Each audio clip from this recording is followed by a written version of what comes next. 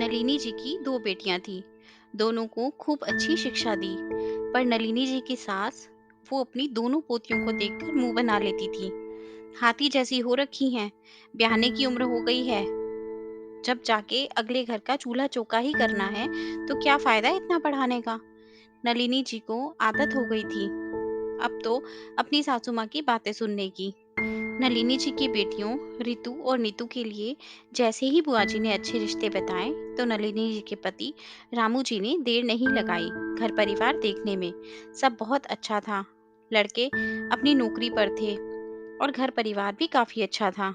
बस कुछ ही महीनों में दोनों बेटियां हंसी खुशी विदा होकर चली गई।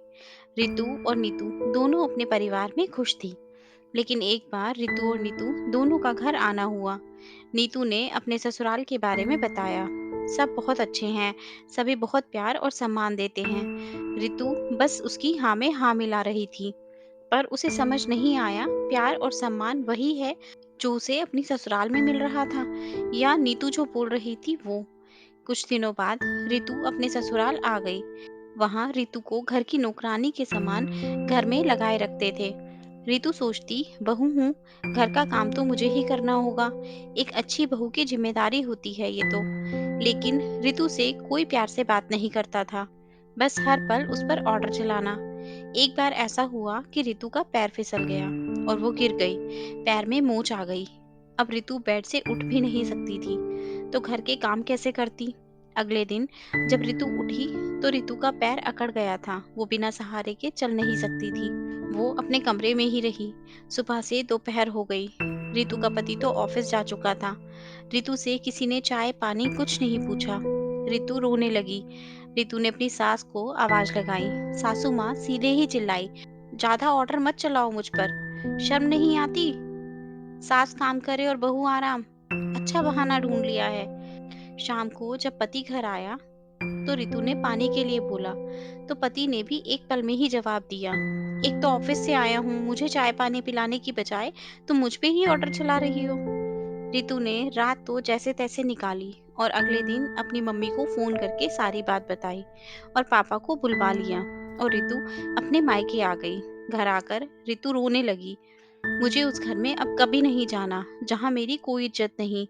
वहां मेरा दम घुटने लग गया।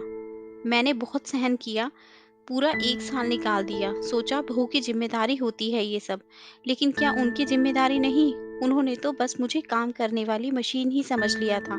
लेकिन अब क्या होगा उन्हें। घर वालों ने रितु का साथ दिया। कुछ दिनों बाद रितु का जब पैर ठीक हुआ, तब दादी घर में बस सारे दिन बड़बड़ाती रहती, पैर का बहाना लेकर आई थी, अब तो ससुराल चली जा, शर्म नहीं है।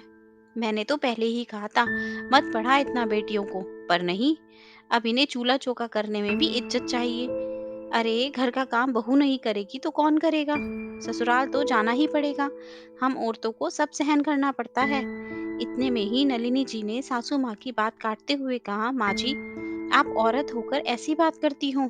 आखिर एक औरत को ही औरत की तकलीफ समझनी चाहिए, पर आप तो। इतना कहकर नलिनी अंदर आ गई।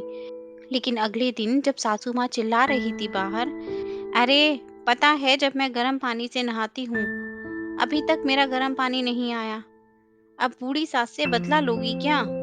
जब सासू माँ चिल्ला चिल्ला के थक गई, तब नलिनी बाहर पानी लेकर आई और बोली, माँ जी, आप खुद भी तो ले सकते थे, अभी तो हाथ पैर सही सलामत हैं आपके। अरे बहू, ये क्या बात हुई, किस लहजे में बात कर रही है मुझसे। तुम आने दो आज मेरे बेटे को, तेरी खबर लेगा। शाम को जब बेटा घर आया तो माँ जी ने सारी बात बताई।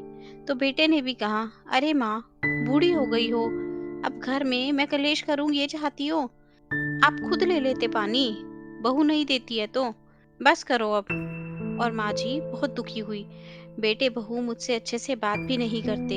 इस घर में मेरे रहने का क्या मतलब है, जहाँ मेरा इतना मान सम्मान नहीं। मैं इस घर में नहीं रहना चाहती। और शाम को जब सभी घर पे थे, तब माँ जी ने फैसला सुना दिया, मैं इस घर में नहीं रहना चाहती, मुझे तो वृद्धाश्रम छोड़ा बेटा।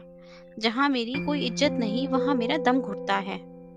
नलिनी बोली, माँ जी, आप तो जल्दी ही परेशान हो गई। कुछ ही दिनों के बुरे व्यवहार में आप घर छोड़ने को तैयार हो गई। रितु ने तो फिर भी 1 साल से ज्यादा समय काट लिया वहाँ। जब उसकी सारी सहनशक्ति खत्म हो गई, तब जाकर रितु ने मायके आने का फैसला किया। और ये सब एक नाटक था। माँ जी, हम तो आपकी अभी भी उतनी ही इज्जत करते हैं। ये सब आप रितु की तकलीफ समझ सकें इसलिए किया था हम सब ने। नलिनी के पति ने भी अपनी माँ से माफी मांगी। तब माँ जी ने कहा, रितु, माफ कर दे बेटा। दूसरों की तकलीफ समझ तब आती है जब खुद पर बीते। और आज मुझे समझ आ गया है। मैं तेरे फैसले में बेटा तेरे साथ हूँ, तेरी हिम्मत बनकर। और रितु को गले से लगा लिया। दोस्तों, आशा करती हूँ आपको ये कहानी अच्छी लगी होगी और ज़रूर कुछ नया सीखने को मिला होगा। आपका एक लाइक, शेयर और सब्सक्राइब हमें ऐसी ही और वीडियोस बनाने के लिए मोटिवेट करता है। इसलिए अगर अभी तक आपने हमारा चैनल सब्सक्राइब नहीं किया, तो प्लीज़ आप हमारे चैनल को सब्सक्राइब करें। आपसे कल फिर मुलाकात होगी एक नई कहानी के साथ। धन्यवाद।